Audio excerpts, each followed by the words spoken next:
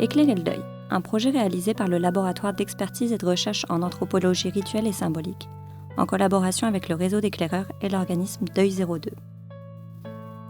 Bienvenue dans cette série de capsules qui vise à enrichir notre compréhension de la mort et du deuil. En compagnie de différents invités, on va discuter des façons concrètes de soutenir dans leur quotidien des personnes confrontées à un deuil. Je m'appelle Anne et je vais être votre animatrice. Aujourd'hui, on va parler plus précisément de la reconstruction et de la résilience après une perte. Pour parler de ce sujet, je suis accompagnée de Chantal Simard, qui est infirmière et professeure-chercheur à l'Université du Québec à Chicoutimi.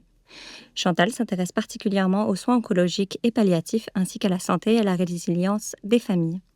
Tout d'abord, bonjour Chantal, et merci infiniment d'avoir accepté notre invitation et d'être présente aujourd'hui. Bien, c'est moi qui vous remercie pour cette belle invitation. Ça me fait plaisir d'être là. Chantal, est-ce que vous pouvez nous parler de ce qui vous a amené à se spécialiser sur cette thématique? Je m'intéresse particulièrement au deuil depuis longtemps. J'étais adolescente lors de mes premières expériences, je dirais, avec la mort, puis avec l'accompagnement en fin de vie. Ma mère a accompagné des personnes dans son entourage, puis je me rappelle d'aussi loin que je me souvienne que quand elle revenait de ces accompagnements-là, bien, je posais des questions, puis ça m'intriguait. Ensuite de ça, j'ai un ami dont la grand-mère qui habitait chez lui, et c'est un ami que je côtoyais au quotidien, a eu un cancer très grave. Et puis, donc, j'ai pu à chaque jour, tu sais, j'ai été témoin quotidiennement, un peu de ce que vivait cette dame-là. Puis j'étais adolescente aussi à cette époque-là. Ça m'intriguait encore une fois. Donc, quand est venu le temps de choisir ma carrière, j'ai décidé d'être infirmière. Puis ensuite de ça, bien, j'ai commencé à travailler en oncologie pédiatrique à Québec. Et bien, je dis en oncologie pédiatrique, je travaillais en pédiatrie, mais il y avait beaucoup d'enfants qui avaient sur cette unité-là, qui avaient des cancers et des maladies incurables. Donc, ça m'a davantage interpellée. Puis quand j'étais à leur chevet, bien, c'est sûr que, bon, parmi ceux-là, il y a eu des enfants qui sont décédés. J'ai trouvé ça difficile comme intervenante. Puis je voyais comment ça pouvait être souffrant aussi chez les parents, chez les familles. Mais je me demandais tout le temps comment ces gens-là, tout comme la grand-mère, était souriante pendant sa maladie quand j'étais ado, je me demandais toujours comment ces gens-là faisaient pour continuer leur chemin, malgré ces épreuves qui sont si difficiles. Donc, c'est un peu comme ça que j'ai eu mes premiers contacts, je dirais, avec le deuil, la mort, puis un questionnement par rapport à comment on surmonte les épreuves. À travers tes connaissances sur la résilience puis tes recherches que tu as menées au fil des années, comment tu perçois le deuil? Bien, avant de parler proprement dit du deuil, dans le fond, mes recherches portent principalement, moi, sur la résilience familiale, la résilience individuelle. Comme je le disais tout à l'heure, je me questionnais beaucoup dans ma pratique sur comment les gens arrivent à surmonter l'insurmontable, si on peut dire ça. Et puis, quand est venu le temps, à un moment donné, de poursuivre des études au niveau supérieur, bien, je me suis dit, là, ça serait peut-être le temps que je m'approche de ces expériences-là. Donc, je me suis intéressée au cancer pédiatrique et à l'expérience familiale et j'ai découvert, en m'approchant de ce que les gens vivaient, le concept de résilience. Et je trouve intéressant de regarder le deuil sous cette lunette-là. Mais avant de regarder ça sous cet angle-là, je trouve qu'il faut comprendre qu'est-ce que la résilience, hein, pour mettre en lumière le deuil. Donc, avant de parler de résilience, il y a un prérequis qui est de devoir, pour enclencher un processus de résilience, de devoir vivre une expérience traumatique. Et pour moi, le deuil peut être une expérience traumatique. Si on veut résumer ça simplement, une expérience traumatique, c'est une expérience de vie qui fait en sorte que lorsque ça survient, la vie n'est plus jamais la même après. Hein, ça met à l'épreuve les relations. On a l'impression qu'on ne sera jamais capable de traverser ça, puis qu'on n'aura pas ce qu'il faut. Puis, tu sais, donc, on est effondré.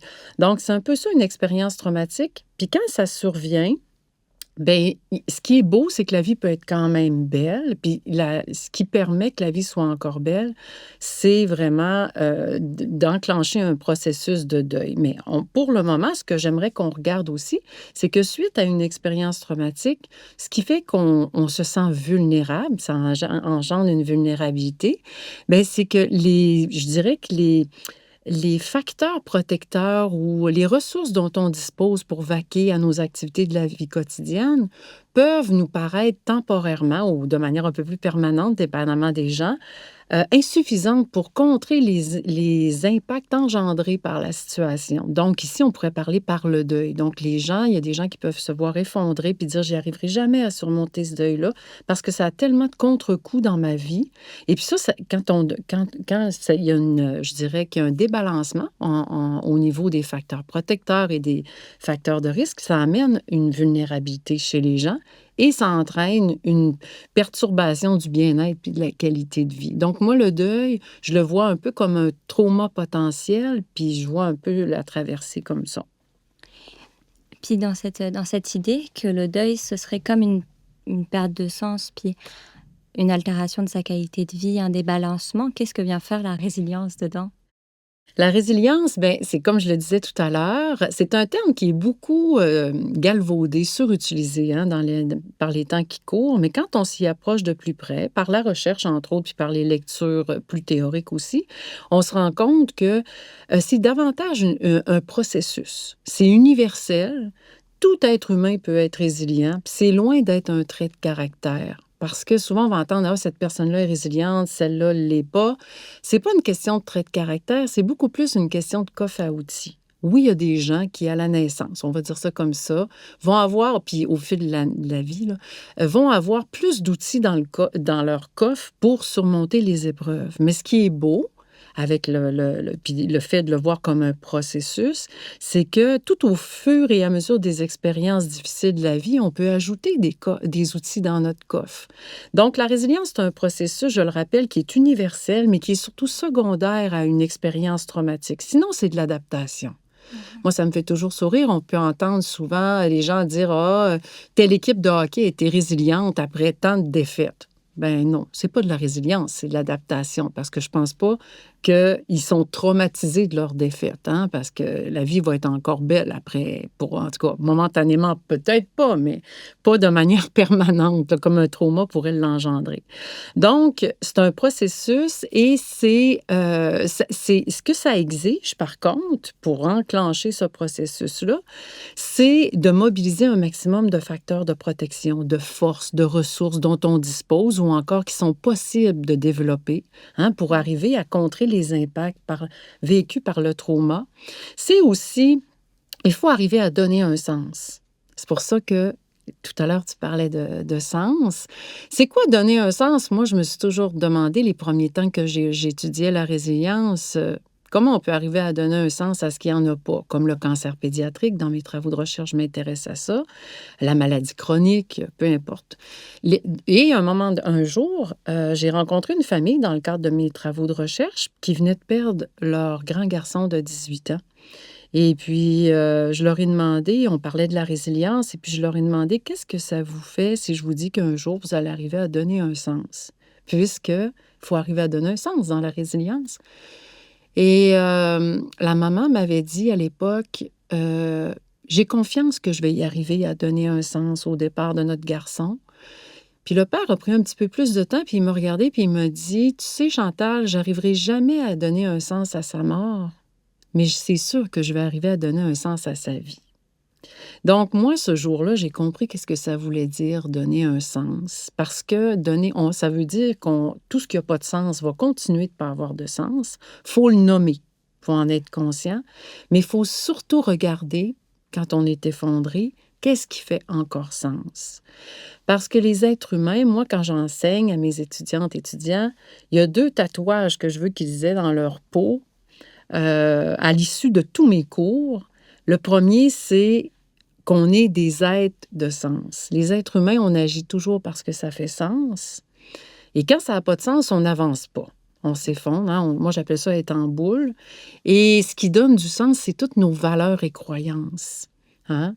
Ça dicte notre agir humain. Fait que ça, c'est pour ça que pour être capable d'être proactif dans un processus de résilience, ben, il faut être capable de donner du sens, hein, puis d'aller de l'avant. Et ce qui n'a pas de sens, on le nomme, puis on est obligé de composer avec. Donc, dans le processus de résilience, il y a ça. Il y a aussi le fait qu'il faut arriver à mobiliser toutes ces ressources-là pour arriver à grandir à travers l'adversité. La vie ne sera plus jamais la même. Hein, on ne revient jamais à la case départ avant le trauma, mais elle peut être encore belle. Donc, malgré le deuil, la vie peut être encore belle.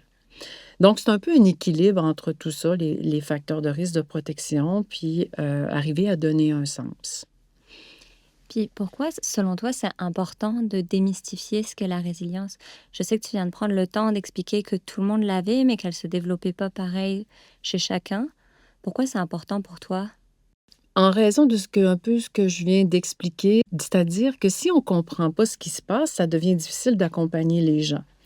Puis le coffre à outils dont je parle, c'est les facteurs protecteurs des gens. Donc, et souvent après un deuil ou une expérience traumatique, les gens vont être en carence de force. Ils ne voient pas qu'ils en ont des forces ou des capacités, ou ils se sentent juste effondrés. Donc, je pense que c'est important de comprendre le processus de résilience, entre autres, pour aider les gens à leur refléter du moins ce qu'on voit, même quand on est l'ami de quelqu'un d'éprouvé ou qu'on est un intervenant qui intervient auprès d'une personne endeuillée, bien, c'est de montrer qu'en dépit de toute la souffrance qui est présente, puis de l'impression qu'on n'y arrivera pas, puis qu'on se sent impuissant, hein, comme endeuillé, il y a plein de choses que cette personne-là est encore capable de faire, de réaliser. Il y a plein de choses sur lesquelles elle peut s'appuyer pour au moins commencer à avancer. Puis on peut les accompagner pour en développer des nouvelles compétences, des nouvelles forces. Tu parles de retrouver du sens, puis de grandir là-dedans, puis concrètement, comment on fait pour retrouver un sens après une perte, après un deuil? Bien, outre le fait que c'est d'essayer puis de nommer ce qui fait pas de sens pour en être bien conscient, hein, qu'on n'a pas de pouvoir sur ça, mais que c'est bien là. Puis d'essayer de voir à travers tout ça qui a pas d'allure, qu'est-ce qui a encore du sens, hein? Des fois puis ça, comment on trouve du sens à travers une épreuve, il y a autant de façons d'en trouver qu'il y a de personnes. Donc, il faut être conscient que ce qui va faire sens pour moi, on est, mettons, 2 sœurs, on a perdu notre mère et puis, toi, il y a des choses qui feront pas de sens suite la mort fera pas de sens, mais ce qui va faire sens à travers la perte de la mère, exemple, pour toi, ne fera pas nécessairement sens pour moi, mais ces références ou ces façons de s'expliquer ce qui fait encore sens, puis qui nous permet d'avancer, ben, c'est propre à chaque individu. Donc, il faut essayer d'accompagner les gens pour voir un peu, toi, qu'est-ce qui t'accroche encore malgré la mort, puis moi, qu'est-ce qui m'accroche encore. Des fois, c'est le fait d'être une mère, c'est les beaux souvenirs qu'on a avec cette personne-là, c'est des rituels qu'on se donne pour se rappeler cette personne-là, puis qui font sens, qui nous permettent d'être comme un peu en contact encore avec la personne disparue. Donc là, je te parle de rituels, on parle de sens. Donc, la spiritualité est très aidante pour arriver à donner du sens parce que la science n'explique pas tout. Donc, tout ce qu'on est capable d'expliquer, de s'expliquer puis de se faire du bien à travers ce que la spiritualité peut nous apporter, ça aide grandement. Puis ça m'amène à me questionner parce que présentement, on parle de qu'est-ce qui peut aider à retrouver un sens, donc aux facteurs protecteurs, si je comprends bien. Puis là-dedans, je suppose qu'il y a aussi des obstacles à la résilience. Puis est-ce que tu penses à certains pendant qu'on parle en ce moment? C'est le fun Anne, que tu me poses cette question-là parce que j'ai omis de le dire, mais en même temps, c'est le fun qu'on en parle là. Le plus grand obstacle à la résilience, c'est l'isolement. Donc, on ne peut pas faire preuve de résilience si on n'est pas entouré de personnes bienveillantes. C'est pas d'avoir 10 000 amis Facebook, c'est pas ça d'être entouré, hein, c'est d'avoir au moins une personne sur qui compter, quoi qu'il advienne. Donc, quand une personne endeuillée est bien entourée, déjà c'est protecteur, puis déjà on peut se dire qu'elle va pouvoir, hein, on a espoir. En tout cas, ça ne va pas être un obstacle à sa résilience à travers la traversée de son deuil. Donc, le plus grand obstacle, c'est vraiment l'isolement, la solitude. Puisque les proches ont tellement d'importance, puis je comprends que c'est la qualité, pas nécessairement la quantité. Oui. Comment, en tant que proche, on peut accompagner quelqu'un qui est dans son chemin dans la résilience, qui est dans son chemin pour se reconstruire? Moi, il n'y a pas de recette, évidemment, miracle, hein. Par contre, il y a des principes qui peuvent nous aider à bien accompagner les gens dans leur deuil, puis dans leur processus de résilience. Ben, si ce n'est que de ne pas juger. Parce qu'on est différent, on n'a pas les mêmes outils dans le coffre. Avoir espoir qu'on peut développer des nouveaux outils, que cette personne-là va pouvoir développer des nouvelles forces, des nouvelles compétences. Elle va être capable à long terme, à moyen terme, de surmonter cette épreuve-là. Donc d'accueillir la différence, la patience aussi, parce que chacun chemine à son rythme, hein, par rapport à des épreuves. Donc, faut être conscient que ça va pas des fois, c'est long pour certaines personnes, puis pour d'autres, c'est plus facile. Des fois, ça me titille toujours de voir aussi de faire attention à ce qui est protecteur pour une personne qui ne peut pas l'être pour une autre. Un bel exemple de ça, c'est le travail. On va voir souvent des personnes endeuillées ou une personne endeuillée retourner au travail rapidement après son deuil. Puis tout de suite, on va entendre les gens autour: «Ben là, qu'est-ce qu'elle fait au travail? Ça n'a pas rapport, elle est endeuillée, elle devrait être en boule chez elle finalement, là». Mais quand on s'approche du deuil, puis de voir comment justement la résilience, c'est une question de coffre, puis de facteurs protecteurs, ben si pour cette personne-là, le travail est protecteur, ben moi, ça me conforte de savoir qu'elle est retournée rapidement au travail, puisque pour elle, son travail, c'est quelque chose qui lui fait du bien, qui l'aide dans la vie de tous les jours. Donc, il faut faire attention. Et il y a une dernière chose qui est importante, c'est que les études prouvent qu'il y a pas d'étape de deuil. Hein, ça a été beaucoup démoli. Ça a eu sa place pendant de nombreuses années. Mais là, la science prouve qu'il y a pas d'étape, que chacun mais que la seule chose qui est universelle, peu importe la culture, peu importe, nos croyances, c'est que tout le monde a de la peine. La tristesse, elle est omniprésente lors d'un deuil pour tout le monde. Mais les fameuses, négations, marchandages et tout, ça a rendu des deuils pathologiques alors qu'ils ne l'étaient pas, parce que les gens observaient les endeuillés puis disaient: «Mais c'est pas normal, elle fait pas de négation, elle marchande pas, elle a pas de dépression». Donc, il faut faire attention. Donc comment aider pour faire une synthèse? J'ai fait un long détour parce qu'on dirait que j'avais des choses importantes que je souhaitais partager, mais c'est vraiment, de ne pas juger puis de voir, à respecter le rythme de chacun puis de voir qu'on a des outils différents. Puis est-ce que tu suggérerais, parce qu'on a parlé de la spiritualité, est-ce que ce serait de proposer à la personne des perspectives ou de s'appuyer sur des forces qu'elle a déjà, Je dirais les 2. les deux? C'est si souvent, ce que je dis, c'est que lorsque les gens sont effondrés, que ce soit par le deuil ou d'autres situations, puis que, comme je le disais, on se sent, en carence de compétences ou de force, là, pour surmonter ça. Les gens de l'entourage, s'ils peuvent ne serait-ce que juste soulever ce qu'ils observent chez la personne endeuillée, c'est déjà très aidant. Mais aussi, il y a des fois, donc c'est de tabler sur les forces en place, mais aussi voir qu'est-ce qu'on pourrait faire pour l'aider davantage ou pour l'aider à développer de nouvelles compétences ou lui rendre accès à des nouvelles compétences. Tu sais, des fois, c'est des ressources. Ça peut être de consulter, ça peut être, d'aller dans un organisme, dédié au deuil. Tu sais, c'est des fois, des ressources que les gens voient pas nécessairement au début, là, mais qu'on peut conseiller. S'il y a un message que tu souhaiterais faire passer aux personnes qui vivent un deuil, puis à celles qui les accompagnent, ce serait lequel? Ça me fait penser que tout à l'heure, j'ai parlé de 2 tatouages, que je souhaitais que mes étudiantes et étudiants aient dans leur peau, de professionnels de la santé. J'ai parlé qu'on est des aides de sens, mais le second, c'est vraiment qu'on est des aides de relation. Et donc on a parlé que c'était un obstacle à la résilience, le fait d'être seul, mais il y a aussi, j'ai moins peut-être abordé l'aspect, de pour la personne endeuillée elle-même.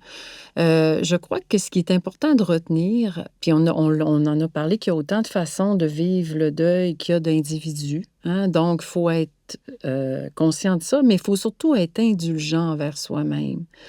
à cause peut-être de toutes ces étapes qui ont circulé dans les écrits puis dans la littérature plus scientifique par rapport, peut-être pas scientifique, mais la littérature auparavant sur des fameuses étapes, on a tendance à se comparer d'un endeuillé à l'autre. Et il n'y a pas de comparaison à y avoir.